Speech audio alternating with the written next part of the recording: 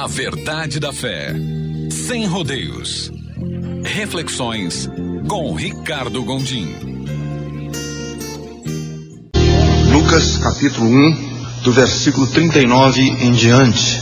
Naqueles dias, Maria preparou-se e foi depressa para uma cidade da região montanhosa da Judéia, onde entrou na casa de Zacarias e saudou Isabel. Quando Isabel ouviu a saudação de Maria, o bebê agitou-se em seu ventre, e Isabel ficou cheia do Espírito Santo. Em alta voz exclamou: Bendita é você entre as mulheres, e bendito é o filho que você dará à luz. Mas por que sou tão agraciada ao ponto de me visitar a mãe do meu Senhor? Logo que a sua saudação chegou aos meus ouvidos, o bebê que está em meu ventre agitou-se de alegria.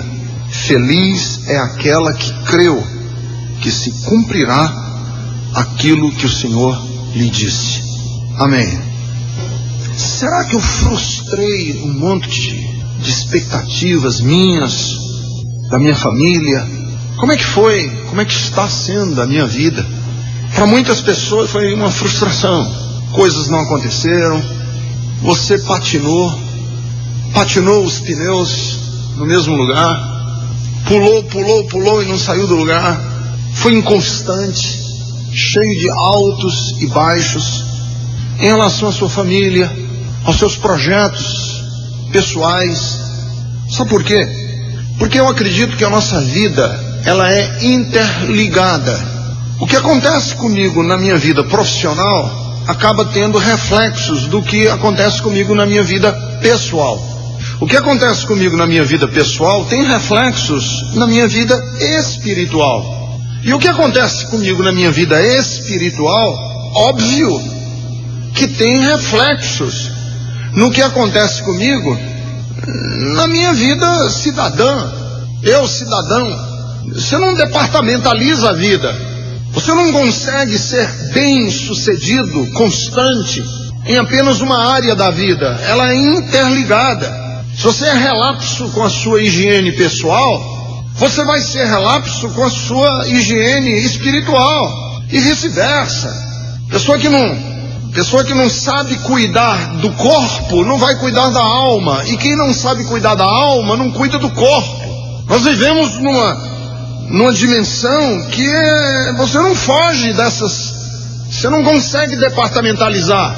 E eu acredito que a nossa vida é um reflexo de como nós lidamos e como nós costuramos essas diversas áreas do nosso viver. Então eu fico assim frustrado às vezes quando eu vejo pessoas que são até do meu círculo de amizade mais próximo, que não caminham, que não crescem, que não têm constância, são cheios de altos e baixos, e a vida é intermitente. Vocês sabem o que é essa palavra intermitente? A palavra intermitente é a palavra, é uma palavra que explica o funcionamento do motor, por exemplo, de geladeira, que não funciona o tempo todo. Ele liga e desliga. Tem lá um relé no motor da geladeira que ele liga e desliga. Esse ligar, desligar é o que nós chamamos de intermitência. É intermitente, quer dizer, tem horas que a gente acha que vai pegar e para. E para muitos de vocês a vida foi assim, tem sido assim. Quando a gente acha que as coisas vão andar e acontece alguma coisa, ou você é frustrado por alguém pisa no seu calo, alguém lhe machuca, você machuca alguém, aconteceu uma crise não sei aonde, alguém lhe magoou, você magoou alguém, você perdeu o emprego, você está com dor no rim, teve que operar da apendicite, e alguma coisa aconteceu e a sua vida é toda cheia de recortes, ela não flui. Então, eu quando estava meditando na história da Virgem Maria e li esse texto, porque ela se acha grávida do Espírito Santo, veio sobre ela a sombra do Onipotente, e ela, virgem, gerou no seu ventre o Filho de Deus. O anjo anunciou para ela e disse: você vai ficar grávida. Ela disse: cumpra-se em mim a palavra, cumpra-se em mim conforme a tua palavra.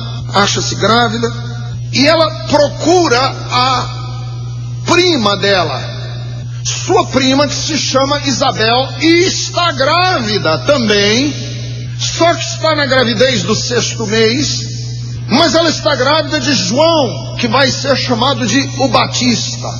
E Maria vai ao encontro de Isabel, sai da região onde ela estava, da Galileia, vai para a Judéia, que era uma viagem longa, e ela entra na casa de Isabel e fica hospedada com a prima 3 meses, Maria.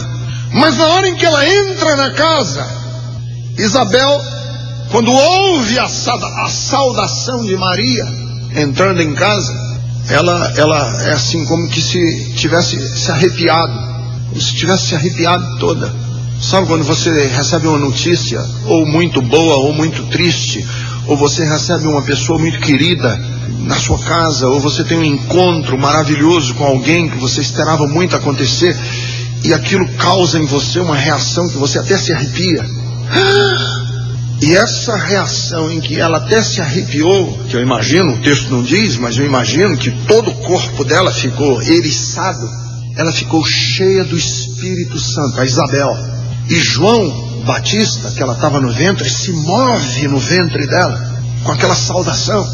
E ela exclama para Maria e diz: bendita é você entre todas as mulheres, e bendito é o fruto do seu ventre. Bendito é o menino que você está gerando. Por que eu estou sendo agraciada de receber na minha casa a mãe do meu Senhor? Do meu Senhor? E ela diz assim para Maria: feliz é aquela que creu que se cumprirá aquilo que o Senhor diz. Feliz é aquela, falando para Maria, feliz é aquela que creu que se cumprirá aquilo que o Senhor lhe disse.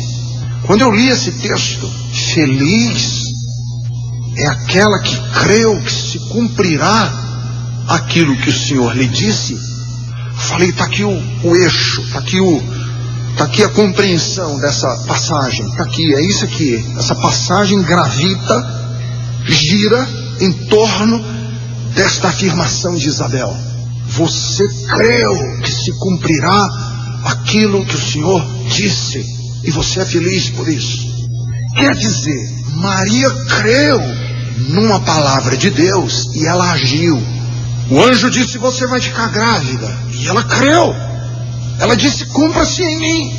E é a partir da reação da Maria, de crer naquilo que o Senhor disse e saber que aquilo que o Senhor disse vai se cumprir, que eu acredito que ela pode nos ensinar como é que a gente sai dessa intermitência, desse liga-desliga da nossa vida, dessa falta de continuidade naquilo que a gente faz. Hoje eu estou bem, amanhã eu estou mal. Hoje eu estou em pé, amanhã eu tropecei. Hoje eu estou de cabeça erguida, amanhã eu estou trumbicado na vida. Hoje eu estou feliz, amanhã eu estou triste. Hoje eu estou amargo, amanhã eu estou bem. Hoje eu estou amoroso, amanhã eu estou misericordioso. De misericórdia eu estou cheio de ódio. A minha vida não é eu não consigo. Por quê? Eu acho que Maria pode nos ensinar algumas coisas aqui. Ela creu. Feliz é aquele que crê. Então Maria creu. Ora, se ela creu, é em cima desse pressuposto de que ela creu que nós podemos tirar alguns princípios para as nossas vidas. Primeiro, há um princípio universal que diz que nós geralmente nos cercamos de pessoas que reforcem os nossos comportamentos. Existe um princípio, e Maria nos ensina isso, que é verdadeiro, de que quando a gente toma uma decisão, quer fazer alguma coisa, quer dar continuidade a algum projeto, que a gente faz quando a gente quer dar continuidade a algum projeto? Nós nos cercamos de pessoas que nos ajudem a reforçar o projeto. Isso é muito comum. Maria creu. Quem ela procurou para lhe fazer companhia durante o período em que ela precisava dar continuidade ao crer? Ela foi procurar quem? Ela foi procurar uma mulher cujo exemplo de piedade e de vida é intocável. Só que eu preciso ficar com essa Isabel, porque Isabel vai me ajudar nesse período. Eu criei, e se eu criei, eu preciso de me cercar de gente que reforce aquilo que eu tive na minha vida. Esse é um princípio.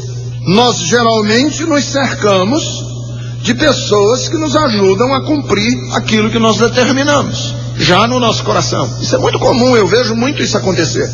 A gente procura pessoas que a gente se identifica com eles. E às vezes a gente até procura conselhos de pessoas que a gente acha que vão dizer exatamente aquilo que a gente gostaria que eles dissessem, quando a gente toma uma decisão na vida.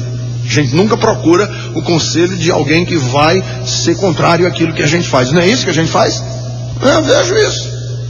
Você está querendo errar na vida, você não vai se juntar perto de uma pessoa que vai dizer para você, opa. Você se junta com pessoas que dizem, não, é isso mesmo. Você está com ódio de alguém, você não chega perto de alguém que quando você disser assim, cara, eu estou com muito ódio no meu coração, a pessoa diga assim, não, nós temos que perdoar e amar. Não, quando a gente está com ódio, a gente procura outros que a gente possa despejar o ódio e ele diga assim, é isso mesmo, mata o desgraçado, esse merece, eu também sou dessa mesma opinião, já fizeram comigo, e lá no Ceará diz que a gente não leva desaforo para casa. Aí o outro diz, olha, tá vendo? Foi até bom eu ter conversado com você. É verdade, nós agimos assim.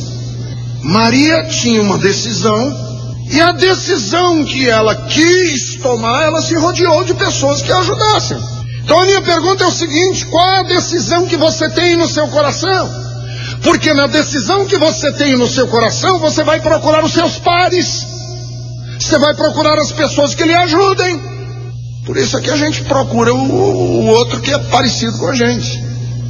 E lá no Ceará tem um ditado popular que diz que um gambá cheira o outro. Você procura um outro que seja parecido com você, que vai reforçar o comportamento. Você está querendo adulterar, você não procura uma pessoa que quando você disser assim, estou tão apaixonado por um homem casado, a pessoa diga, opa, não, peraí, instantinho, peraí. Você procura uma pessoa que quando você disser isso é mesmo, a gente tem mesmo que ser feliz, não é? A gente se cerca de pessoas que reforcem o nosso comportamento. Porque uma andorinha só, é o outro ditado popular, não faz verão. Precisa se cercar dos seus pares. Nós precisamos de um grupo que nos ajude. E Maria, como ela tinha decidido no coração dela que iria servir a Deus e que ela seria escrava de Deus, ela procurou os seus pares. Eu preciso estar junto de gente que leva Deus a sério. Por quê? Porque Maria sabia que ela ia encontrar em Isabel um espelho. Ela ia olhar para Isabel e ela poderia se espelhar em Isabel. Por quê? Porque os maus, você só consegue fazer amizade verdadeira se você encontrar do outro lado, como diálogo, quem possa ajudar você a ser humano, ser gente, ser verdadeiro. Porque gente ruim não tem amigo. Quem é mau, o máximo que consegue é cúmplice. Amigo não, cúmplice. Quem é interesseiro na vida não consegue amigos. No máximo consegue um sócio. Quem é famoso e besta não consegue amigos, só consegue bajuladores. Quem é bandido não tem amigos, tem asseclas.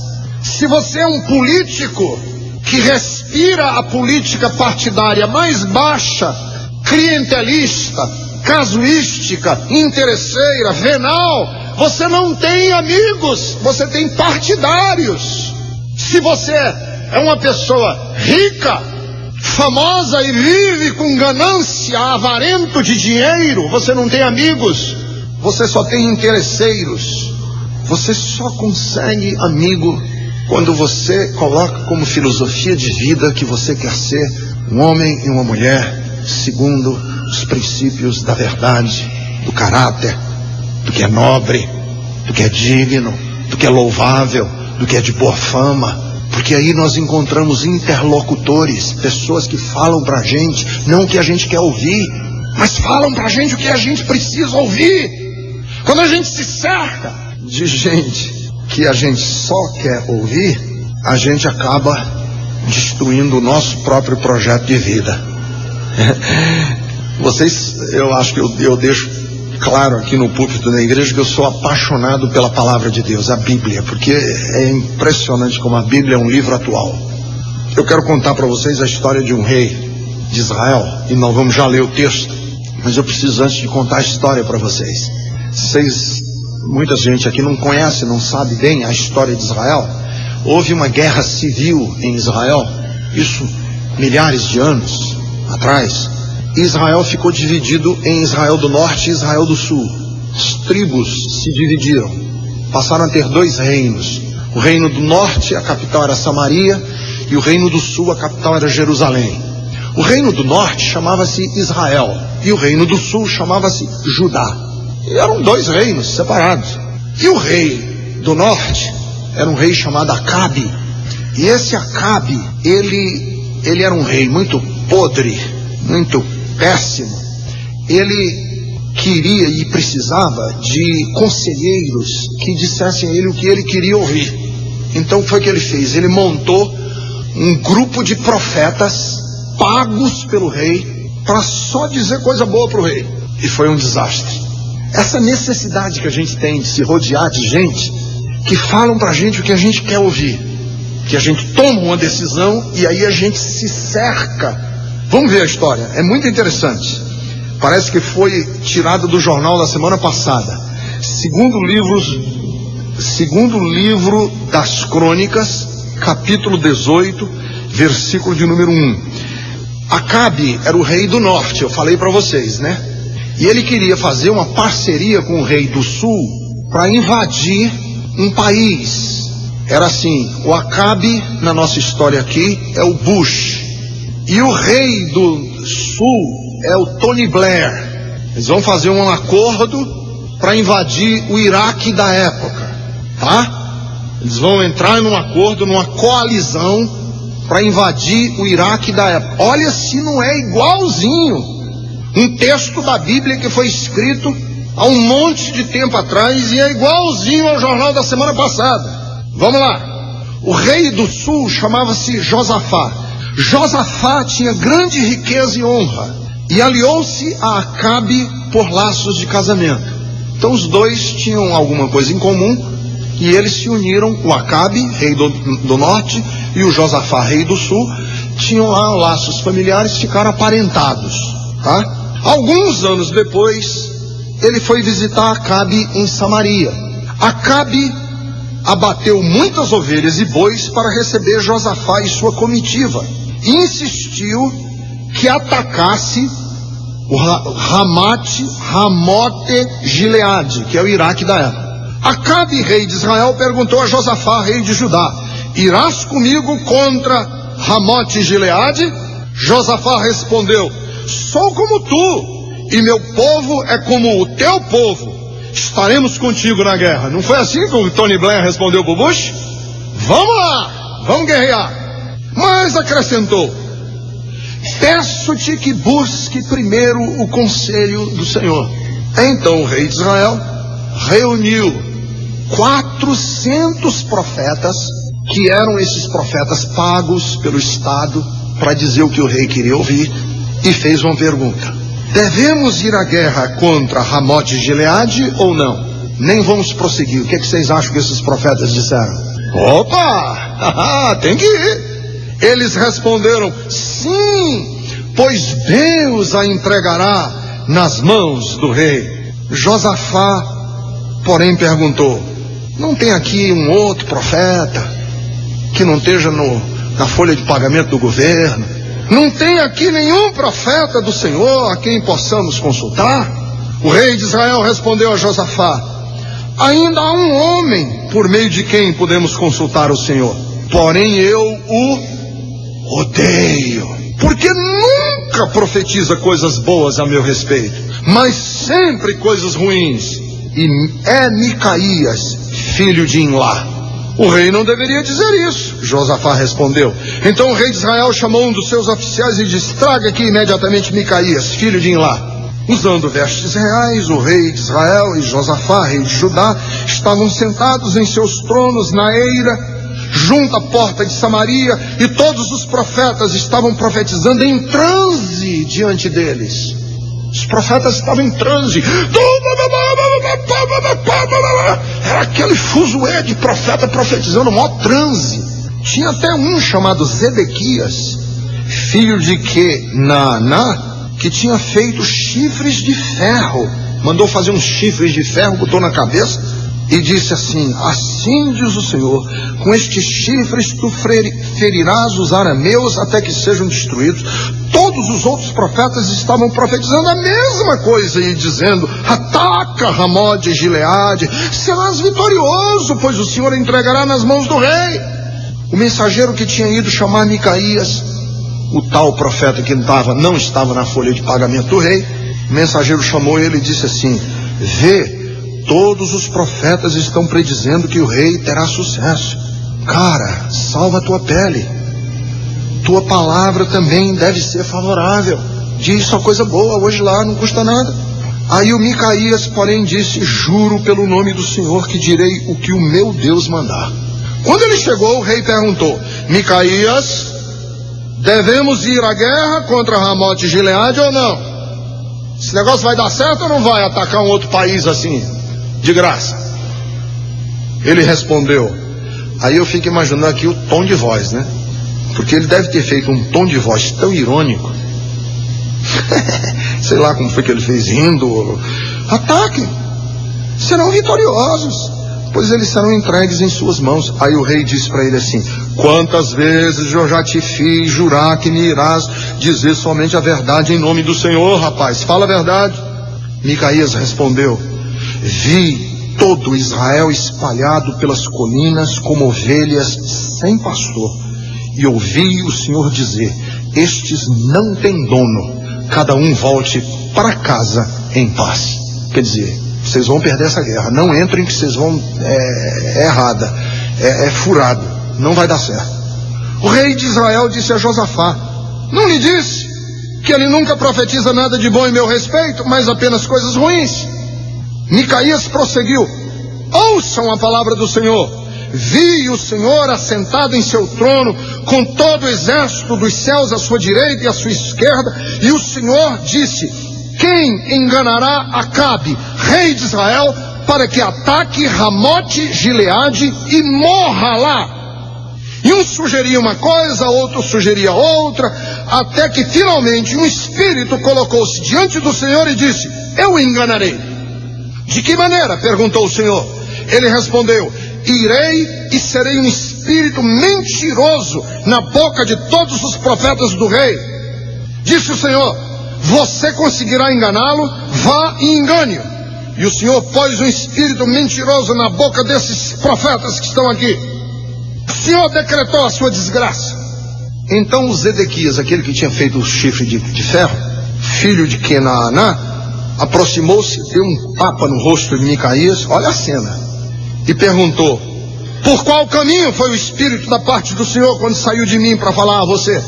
Micaías respondeu: você descobrirá no dia que estiver se escondendo de quarto em quarto. O rei de Israel então ordenou: enviem Micaías de volta a Amon, o governador da cidade, e a Joás, filho do rei, e digam que assim diz o rei: ponha este homem na cadeia, na prisão, a pão e água, até que eu volte em segurança. E Micaías ainda disse uma última palavra, declarou: se você de fato voltar em segurança, o Senhor não falou por meio do meu intermédio. E acrescentou: ouçam o que estou dizendo a todos vocês. Vocês querem saber o fim da história? Está aqui ela. Aí o rei, Acabe e Josafá, que o Josafá era um inocentão na história, né? É o Tony Blair da história. que o Bush faz assim para ele, ele corre atrás. Aí ele correu atrás, o Josafá, aí o rei de Israel, que era espertíssimo, o rei de Israel disse a Josafá, veja o que ele diz, versículo 29, entrarei disfarçado em combate, mas tu usa as tuas vestes reais. Por que ele queria entrar disfarçado no combate? Porque o profeta disse assim, você vai morrer. Aí ele disse, eu visto uma fantasia, e aí a morte não chega a mim. Quando a morte chegar, ele disse, não é isso não, é aquele ali, e vai ficar perdida a morte. Mas você vai com a roupa real, porque aí na batalha eles vão ver quem é rei, e aí mata ele, o Josafá. E o Josafá inocentão foi. O rei da Síria havia ordenado, versículo 30, seus chefes de carro e de guerra, não lutem contra ninguém, seja soldado, seja oficial, senão contra o rei de Israel. Quando os chefes dos carros viram Josafá, pensaram, ora, o Josafá estava todo vestido de vestes reais, é o rei de Israel, e cercaram para atacá-lo, mas Josafá clamou e o Senhor o ajudou. Deus os afastou dele, pois quando os comandantes dos carros viram que ele não era o rei de Israel, deixaram de persegui-lo. Mas e o rei? Cadê ele? E o profeta não disse que o rei ia morrer? Ele está fantasiado de soldado, raso, ninguém sabe quem é o rei. Versículo 33. De repente, um soldado disparou o seu arco ao acaso. O soldado doido deu um tiro para cima. Não tem uns doidos? Pá, pá, pá! E ele soltou a flecha para cima. E sabe onde essa flecha foi? Por acaso? Entrou numa fresta, num buraco, entre uma e outra armadura, e feriu o rei. De repente, um soldado disparou o seu arco ao acaso e atingiu o rei de Israel entre os encaixes da sua armadura.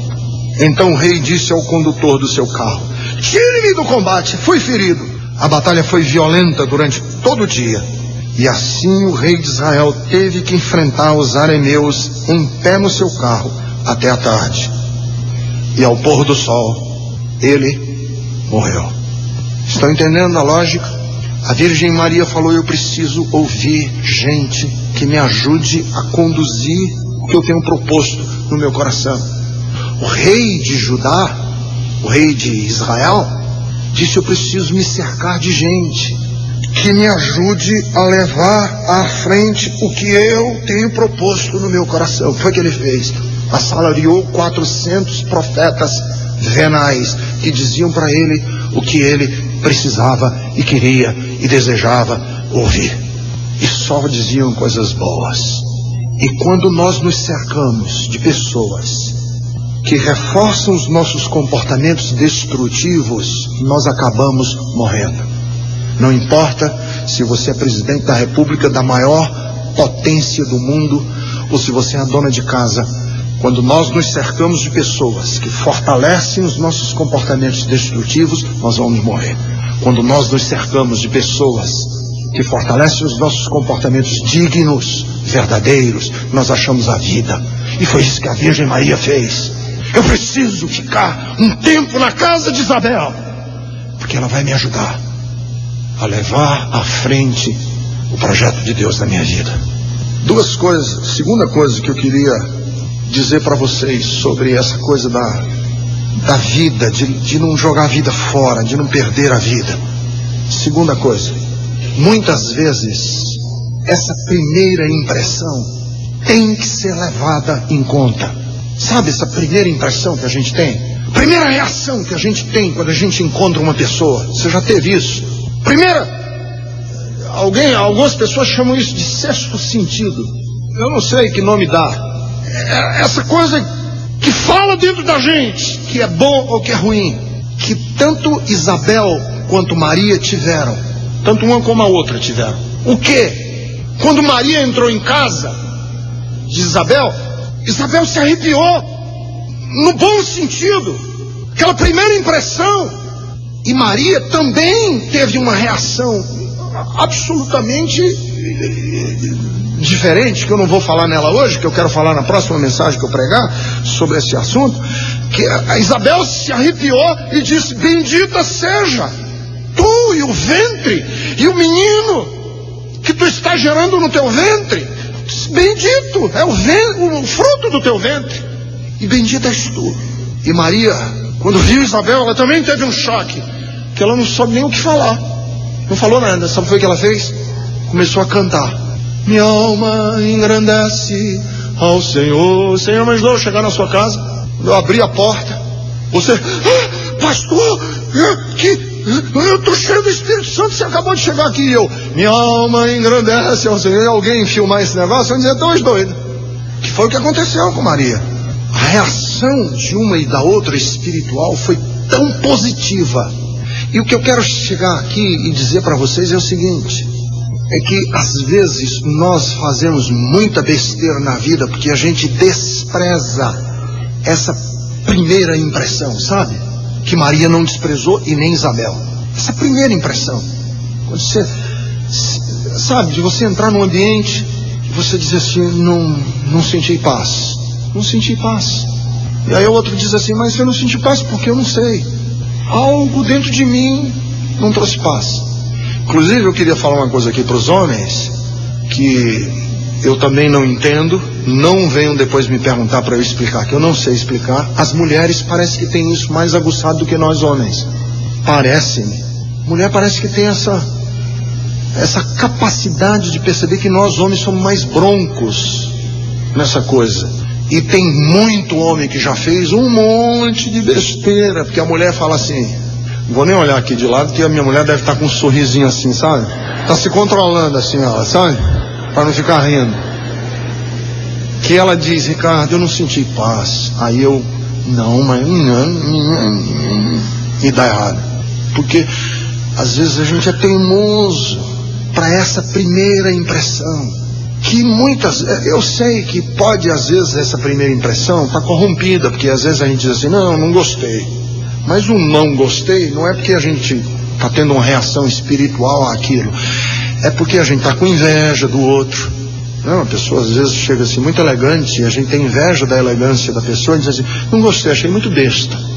Não é porque não é porque é besta, é porque você tá com inveja da pessoa. E isso é diferente. Mas às vezes é uma expressão espiritual. Alguns anos atrás, lá na Bethesda de Fortaleza, nós chamamos uma pessoa para pregar. Uma mulher que estava pregando e ela começou a pregar e tal. E eu, sabe, no meu coração aquilo não chegou na minha alma. Só que ela pregando e a igreja super lotada. Até telão do lado de fora nós tivemos que colocar. Mas sabe, aquela coisa não...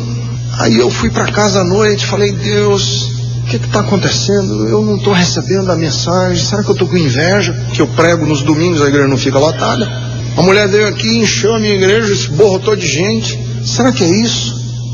E fiquei com aquela coisa no meu coração. Fiz uma viagem, fui conversar com um pastor conselheiro meu, que eu tinha assim uma proximidade com ele, que me aconselhava com ele.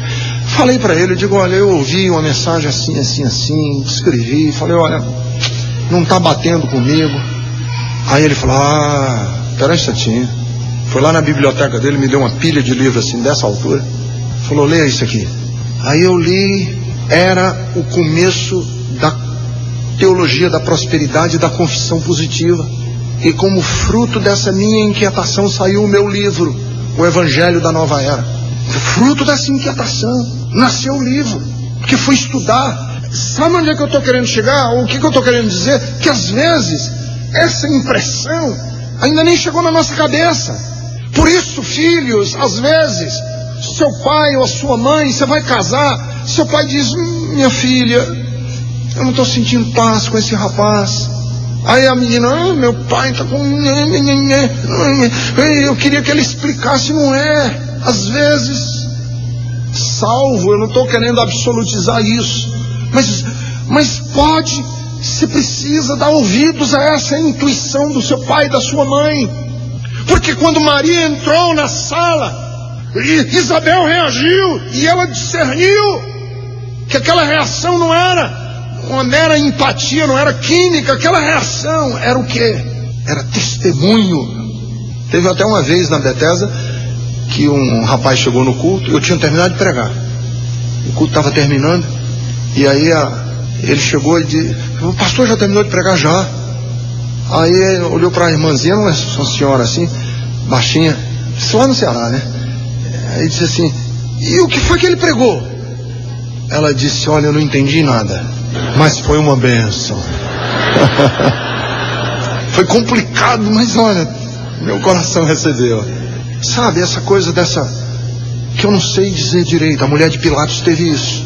Vocês lembram que a mulher de Pilatos chegou para ele e disse: homem, eu não sei o que é, esse homem é justo. Sabe, Paulo estava andando pelas ruas da cidade e uma menina atrás dele dizendo assim: este homem é servo do Deus vivo, este homem é um homem de Deus, servo de Deus. E Paulo ouviu aquele negócio e disse: não está certo, o tom da voz dessa menina não está certo. Voltou-se para ela e disse: sai, em nome de Jesus. A menina caiu endemoniada no chão. Olha, mas ela não estava dizendo coisas boas a respeito dele, mas algo no coração dele não bateu, não estava certo, não é assim. Será que traz paz? Às vezes, isso pode acontecer com gente, isso pode acontecer com igreja, pode acontecer com música, pode acontecer com cinema. Eu já contei para vocês aqui que eu tinha lá em Fortaleza um cine que chamava-se Cine Diogo. Quando eu era adolescentão e nem era casado com a minha mulher nem nada, e eu tinha uma namorada e eu fazia faculdade e a gente gostava de assistir uma sessão coruja que tinha no Cine Diogo, que começava meia-noite. Eu ia para a faculdade à noite, terminava a faculdade 10h30, comia ali um lanche com ela e a gente ia pegar o cinema da meia-noite. E geralmente os filmes lá do Cine Diogo, Sessão Coruja, eram tudo de terror. E eu fui assistir esse filme de terror e, irmãos, eu, cearense, né, machão, eu morri de medo aquela noite. Mas foi horrível para mim. Sabe, aquela coisa angustiada. Foi um filme que me agrediu,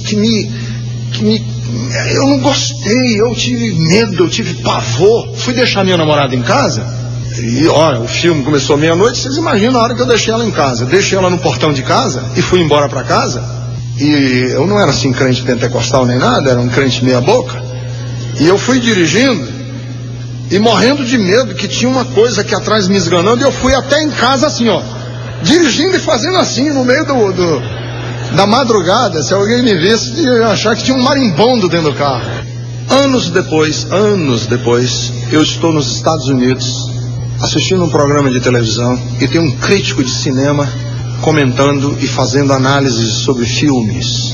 E ele diz o nome do filme que eu assisti naquela noite. Falou: e o filme tal assim. Aí ele diz: pois é, o diretor desse filme, o produtor, quando eles foram fazer esse filme, eles consultaram igrejas satânicas, andaram pelo mundo e pelos corredores do mais baixo espiritismo que existe a produzir. Aí eu me lembrei, aquela minha reação não era uma reação a um filme, era uma reação espiritual dentro de mim. E lá nos Estados Unidos eu tomei uma decisão radical, não quero que ninguém siga o que eu estou dizendo, mas foi a minha decisão. Nunca mais eu assisto nenhum filme de terror na minha vida. Nunca mais. Não tenho sequer apelo para esse tipo de coisa. Porque aí eu discerni, você está entendendo?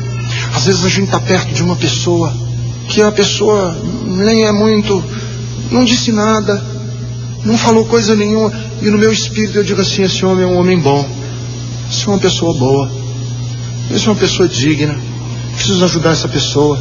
E aí, se você me perguntar: mas por quê? Eu estou sentindo no meu coração. É uma reação do meu espírito, que foi o que Isabel e Maria tiveram quando as duas se viram.